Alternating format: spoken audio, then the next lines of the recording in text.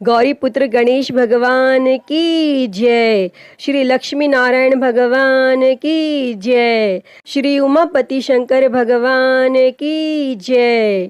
प्रिय भक्तजनों, आज हम इस वीडियो में चातुर्मास की एक पौराणिक कथा सुनेंगे। तो आप सभी भक्तजन इस कथा को पूरी श्रद्धा से, ध्यान पूर्वक और प्रसन्न चित्त मन से सुनिए।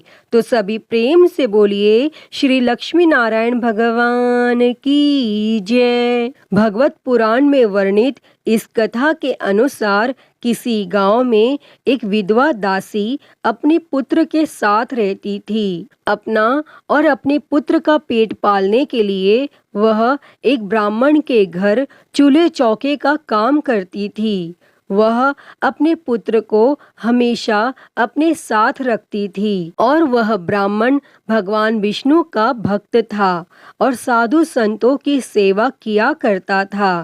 और एक समय की बात है, कुछ साधु संत ब्राह्मण के निवास पर पहुँचे और ब्राह्मण से बोले, वर्षा काल का समय शुरू हो गया है और इन 4 महीनों में हम तुम्हारे घर रहकर चातुर्मास व्रत करना चाहते हैं और क्या तुम हमारे भोजन पानी की व्यवस्था कर दोगे? और तब यह सुनकर ब्राह्मण बहुत प्रसन्न हुआ और बोला, हे प्रभु, यह तो सौभाग्य की बात है कि मुझे आपकी सेवा करने का अवसर प्राप्त हुआ। और वे साधु उस ब्राह्मण के घर में रहकर चातुर्मास व्रत करने लगे और वह विधवा दासी उन साधुओं के लिए भोजन बनाती, चौका बर्तन करती और उसका पुत्र उन संतों के अन्य कार्य करने के लिए उनकी सेवा में सदा उपस्थित रहता। और भोजन करने के बाद यह साधु संत बैठकर भगवत चर्चा करते तो वह दासी पुत्र ध्यान पूर्वक उनकी बातें सुनता था और भगवान की कथाओं को सुनने में उसे बड़ा आनंद आता था और शीघ्र ही उसका साधु महात्माओं से विशेष प्रेम हो गया। और जब वे साधु संत भोजन करने बैठते तो वह अपने भोजन में से कुछ भोजन उस दासी पुत्र को दे देते और वह बड़े ही प्रेम पूर्वक उस भोजन को ग्रहण करता था। और ऐसे ही साधु संतों की सेवा करते और भगवत कथाओं का श्रवण करते 4 मास का समय पूरा हो गया। तब चातुर्मास पूरा होने पर संतों ने ब्राह्मण को धन्यवाद करते हुए वहां से चलने का निर्णय लिया। और जैसे ही वह वहां से चलने लगे तो वह दासी पुत्र रोने लगा और उनके साथ जाने की जिद करने लगा। तब उन्होंने उसे समझाया और कहा, पुत्र, तुम अभी बहुत छोटे हो, तुम्हारी माँ को तुम्हारी आवश्यकता है और हम तुम्हें आशीर्वाद स्वरूप 12 अक्षरों का एक महामंत्र दे रहे हैं। ओम नमो भगवते वासुदेवाय। तुम नित्य इसका जाप किया करो। और ऐसा कहकर वह संत वहां से चले गए और वह बालक अपनी माता के साथ रहते हुए महामंत्र का जाप करने लगा। और साधुओं की संगत, आशीर्वाद स्वरूप मिले मंत्र और चातुर्मास में साधुओं की जूठन खाने से बालक को ज्ञान की प्राप्ति हुई और परमात्मा को पाने की चाह उसके मन में दिन प्रतिदिन बढ़ने लगी।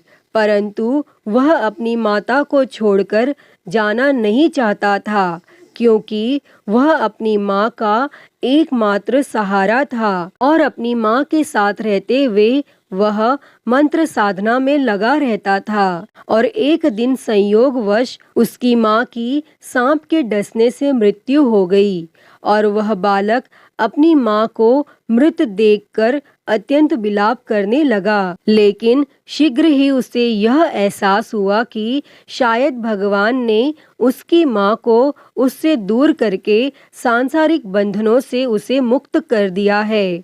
और ऐसा सोचकर उसने अपनी माँ का अंतिम संस्कार किया और स्वयं भगवत भक्ति के लिए जंगल की ओर चल पड़ा।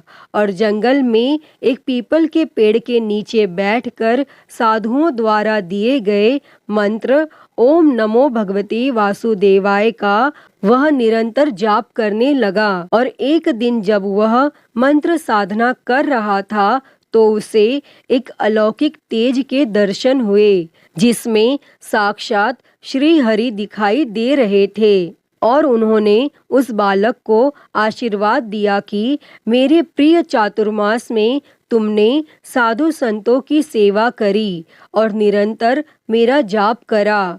मैं तुमसे बहुत प्रसन्न हूँ। जो इच्छा हो मुझसे मांग लो। तब वह बालक बोला, हे श्री हरि, मैं आशीर्वाद चाहता हूँ कि आपके इस अलौकिक तेज के दर्शन मैं हमेशा करता रहूं और मेरी आँखों के आगे से आपका यह रूप कभी भी ओझल ना हो। मैं जब चाहूं आपके पास आ जाऊं और मुझे कोई रोक ना सके। तब भगवान श्री हरि विष्णु जी बोले, हे पुत्र, तू इसी तरह मेरी भक्ति में लगा रहे, मेरा नाम जप करता रहे, मेरा सुमिरन कर और जब तेरा दूसरा जन्म होगा उस समय तुम मेरे दर्शन सदैव करोगे। जब चाहोगे मुझे देख पाओगे।